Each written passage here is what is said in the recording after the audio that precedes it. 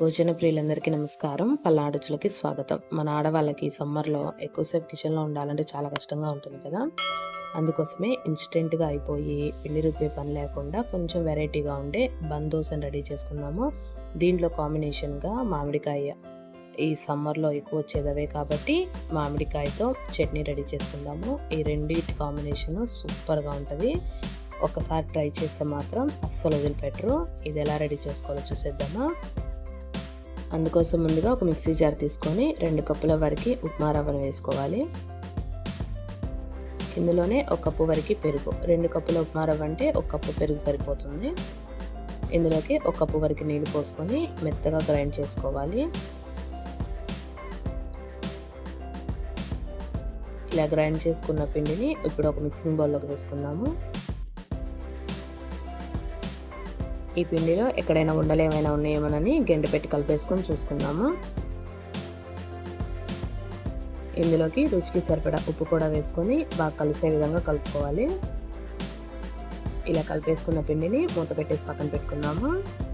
ఇప్పుడు ఇందులోకి తాలింపు కోసము స్టవ్ ఆన్ చేసి ప్యాన్ పెట్టుకొని 2 టేబుల్ స్పూన్ల ఆయిల్ వేడి చేసుకోవాలి. ఆయిల్ వేడైనాక కొంచెం ఆవాలు, కొంచెం జీలకర్ర, 1 టేబుల్ స్పూన్ వరకు పచ్చిపప్పు కూడా వేసుకొని వేయించుకోవాలి. పచ్చిపప్పు కొంచెం ఎక్కువే వేసుకుంటే చాలా టేస్టీగా ఉంటుంది. అలాగే సన్నగా కట్ చేసి పెట్టుకున్న పచ్చిమిర్చి, సన్నగా కట్ చేసి పెట్టుకున్న ఉల్లిపాయలు కూడా వేసుకొని కొంచెం పచ్చివాసన పోయేంత వరకు వేయించుకోవాలి. ఇందులోనే ఇష్టం ఉంటే కొంచెం క్యారెట్ తురుము కూడా వేసుకొని పచ్చివాసన పోయేంత వరకు వేయించుకోవాలి. మరీ ఎక్కువగా వేగాల్సిన పని లేదు, కొంచెం పచ్చివాసన పోతే సరిపోతుంది. ఇందులోకి సన్నగా కట్ చేసి పెట్టుకున్న కొత్తిమీర కూడా వేసుకొని ఒక 2 నిమిషాలు వేయించేసుకొని స్టవ్ ఆఫ్ చేసేసుకుందాము. ఇప్పుడు ఈ తాలింపుని పిండిలో వేసి కలుపుకోవాలి.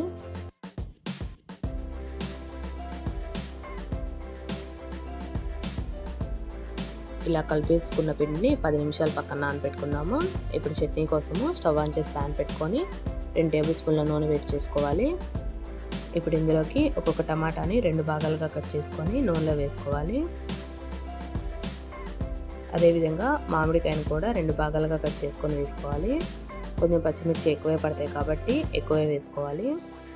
ఒక 5-6 వెల్లుల్లి కూడా వేసుకొని మూత పెట్టేసుకొని మగ్గించుకోవాలి. ఒక 10 నిమిషాలకి టమాటాలు మనకి ఈ విధంగా మగ్గిపోతాయి. ఇప్పుడు టమాటాల మీద ఉన్న స్కిన్ సపరేట్ చేసేసుకుందాము.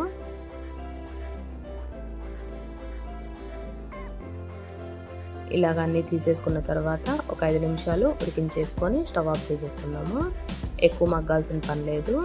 వీటిని పూర్తిగా చల్లారిన తర్వాత ఒక మిక్సీ జార్లో వేసుకోవాలి. మామిడికాయకున్న తొక్క తీసేసి గుజ్జు వరకే వేసుకోవాలి. ఇలా గుజ్జు మొత్తం వేసిన తర్వాత ఇందులోకి ఒక గుప్పెడంతా కొత్తిమీర కూడా వేసుకుందాము. ఇప్పుడు రుచికి సరిపడా ఉప్పు కూడా వేసుకొని మెత్తగా గ్రైండ్ చేసుకుందాము. ఇలా మెత్తగా మిక్సీ పట్టుకుంటే మన మామిడికాయ చట్నీ రెడీ అయిపోతుంది. ఇప్పుడు దోశ వేసుకుందాము. దోశ ఒక 2 నిమిషాల్లో వేస్తాము అనగా కొంచెం ఇందులోకి బేకింగ్ సోడా వేసుకొని 1 స్పూన్ వరకు నీళ్లు వేసుకొని పిండిని బాగా కలుపుకోవాలి. బేకింగ్ సోడా వేయడం వల్ల మనకు కొంచెం దోశ అనేది ఫ్లఫీగా వస్తుంది. అందరి ఇళ్లలో ఇలాంటి తాలింపు వేసుకునే ప్యాన్లు ఉంటాయి కదా, ఈ ప్యాన్ని స్టవ్ ఆన్ చేసి పొయ్యి మీద పెట్టేసుకొని కొంచెం ఆయిల్ వేసుకోవాలి. ఆయిల్ వేడైన తర్వాత 2 గరిటెల పిండిని వేసుకొని సిమ్లో పెట్టుకొని మూత పెట్టేసి ఒక 5 నిమిషాలు ఒకవైపు కాలేంత వరకు ఉడికించుకోవాలి. ఇలా ఒకవైపు వేగిపోయిన తర్వాత స్పూన్ సహాయంతో రెండో వైపుకు తిప్పుకోవాలి. ఇలా 2 వైపులా వేగిపోయిన తర్వాత తీసేసుకుంటే మన బన్ దోశ రెడీ అయిపోతుంది. అదేవిధంగా ఇంకొక దోశను కూడా వేసుకుందాము. పిల్లలు కొంచెం ఇంట్రెస్ట్గా తింటారు. ఇలాంటివి అయితే పెద్దవాళ్ళకు కూడా నార్మల్ దోశలు కాకుండా అప్పుడప్పుడు ఇలా వెరైటీగా చేసి పెట్టండి, చాలా ఇష్టంగా తింటారు. ఇందులోకి ఈ మామిడికాయ చట్నీ అయితే సూపర్ కాంబినేషన్. తప్పకుండా ట్రై చేయండి. మీరందరూ తప్పకుండా ట్రై చేసి ఎలా వచ్చిందో కామెంట్లో చెప్తారని అనుకుంటున్నాను.